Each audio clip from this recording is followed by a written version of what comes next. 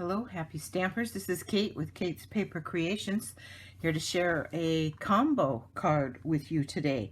I love my Stampin' Up! Products and I enjoy them very much, but I'm also a Silhouette Cameo cutter owner, and sometimes I like to incorporate use of that in with the materials and products that I get from Stampin' Up!, and that is what today's card is going to be. So I will explain it as I go along, but my sentiment for today's card came from Sentimental Swirls stamp set. I'm going to be adding some genial gems. That's what you see in the center of the flowers. That's these. I used the Forever Flourishing dies that were part of the Forever Fern bundle was in the main catalog. They're no longer a bundle, but both are still available. And I used these little leaves here. There's 4 of them in here, I think. No, just 3. No, there's 4. There's 1, 2, 3, 4. And I used those for the leaves on the card that you see here, the stems. And then I also used from the Pretty Pillow Box dies. These were available in the last mini. I think they're going to get carried over for next year, but they're not currently available. But they were, and so if you have them, these are the flowers I used to make the flowers for this design. The base of the card is basic white thick, 5.5 by 8.5. The next layer is Pansy Patch Designer Series paper, still available in the annual catalog, and it is cut 4 by 5.25, so it's attached with an 1/8 inch border all the way around. The next layer is Pale Papaya, and I cut it 3 by 5, and this is the piece that I cut on my silhouette. So I have seen this design before, and I went in and adjusted it so that it would fit the card size I wanted to do. And it's called Fold and Tuck. And so it cuts these little V's that you can see here. I'll start to kind of fold them up. You can see them. Cuts them out, but they're still attached like that. And what I'm going to do is I'm going to be bending them all down. So I'll start with the bottom one and bend it down. And what I did is I cut it out, and then I used a discontinued embossing folder called Square Lattice folder. I saved that folder. I use it for a lot of my 3-dimensional paper crafts that I make. It makes a great texture for a lot of things. So I have kept that. But it is a discontinued folder. You can use whatever kind of folder you might like this for. One that's current that might work really well is the Tasteful Texture, I think is what it's called. So, yeah, Tasteful Texture. So anyway, you could use any embossing folder if you choose to do this kind of a project, if you have the cutter and you want to incorporate the use of it with your Stampin' Up! Products. So I'm going to get those all folded down like that. Now I did one, and I don't think I saved it to show you, but I did one where I folded it all down and attached them and then embossed it, and it was okay, but it was not what I wanted. It was not the look I wanted at all. So I decided to do it this way instead. It kind of embedded the design too much, and so you lost the distinct look of it. I'm going to use my Eileen's quick dry tacky glue, and I'm going to put just a spot of glue on the tip of each of these, because that's what's going to get them to stay in place. I could tuck them, because that's kind of the idea, is to take and tuck them behind like that, but I have decided not to tuck them, to just attach them with the glue straight up like that. So I'm going to, I hope that makes sense, because it can be tucked, all but the last one, which I didn't figure out what to do. So that's part of why I'm going to do it this way. I've got my silicone mat behind me here so that I can turn this over and just press these into place and start and kind of just hold them to get them to stick really good. And it takes a couple, it takes a minute or so for them to adhere. I use this kind of glue because it actually kind of welds the paper together, and once it's stuck, it stays stuck. It won't come undone. And I just didn't see the glue dots in that doing that with so much texture. So that's why I'm using the glue. So we're getting there. And this last one just needs another minute or so. And there we go. So that's that piece. Okay. Now, excuse me. I'm going to go ahead and attach this and build this card a little bit here. So here's my base, and I'm going to get that folded and burnished as soon as I can find a bone folder. There we go. Get that all burnished. And then I'm going to go ahead and attach this with Stampin' Seal. It's just going down flat with Stampin' Seal.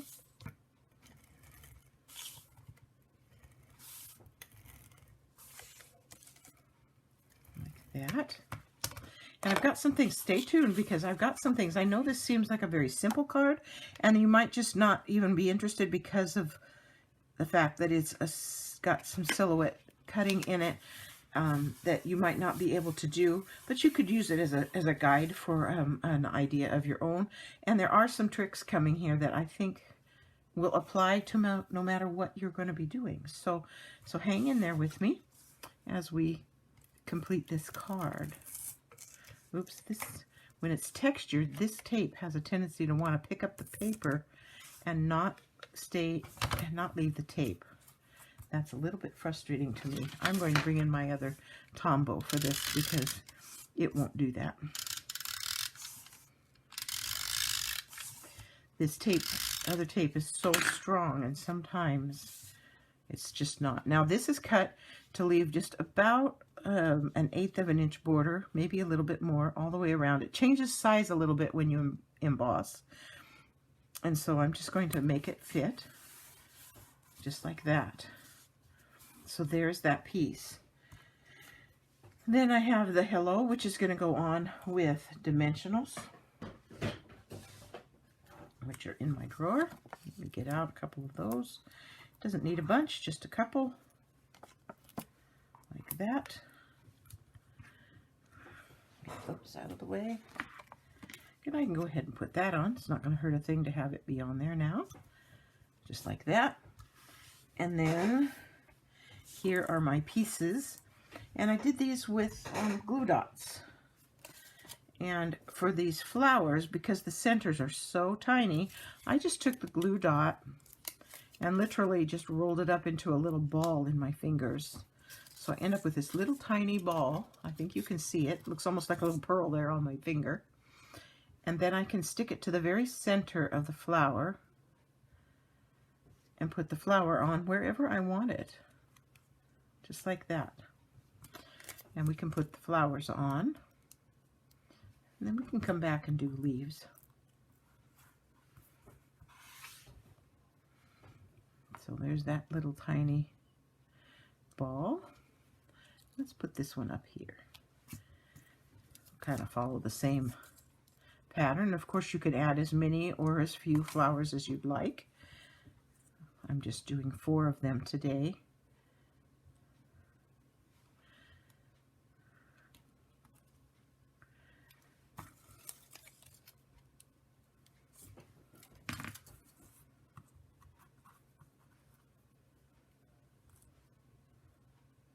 Just like that.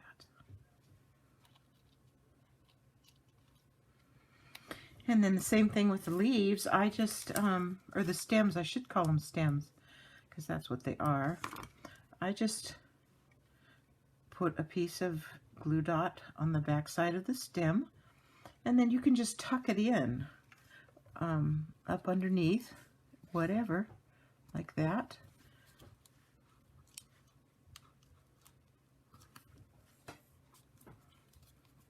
There's that one. If you think they're too long, trim them off. So we can, like this top one here, on this one I made it just a little bit shorter. I just took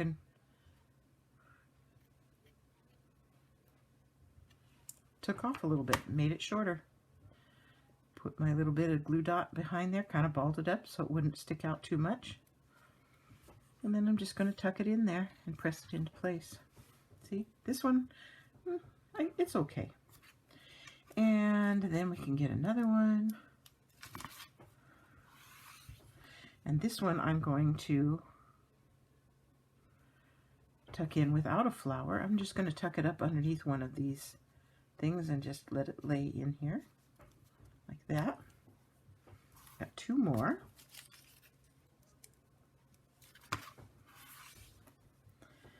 And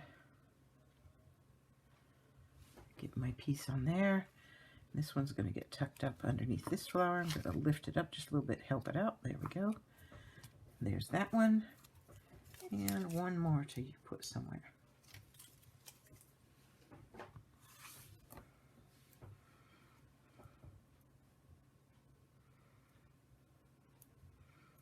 I think I'm going to make this one shorter. And I need a different glue dot. That one's not going to work. Let me get another glue dot. And we'll get this one tucked. Let's put this little stem up over this way. There we go. Then I just absolutely love the bumblebee trinkets. That's something else I'm going to have on this card. And they come in a little case like this. I just put them in a stamp case because I keep everything I have on a bookshelf. And so it works better for me to have it in a case, and I make my own labels so that I can sit it on the shelf. So that's that. And these I attach with glue dots as well. The lighting's okay. I'm doing this at night instead of in the daytime like I usually do. And I don't have super fancy lighting. So hopefully it all works for you. And a glue dot fits perfectly on the back of these bumblebees, and it does hold them very well. And I'm going to put one on the hello as well. So there is today's card. Now for what I wanted to share with you. I really liked this concept, and I wanted to do a slimline card. And so I cut a piece 3.5 by 8.5, and then it has the same color scheme. It's a basic white thick. So the base card is 7 by 8.5, scored at 3.5.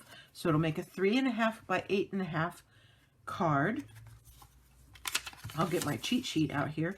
Again, this is the Pansy Petals DSP. This is Pale Papaya, and I cut it on my silhouette to get that same tuck pattern that I had on the other card. And this is stamped with Calypso Coral, and this sentiment came from that set I was telling you about earlier.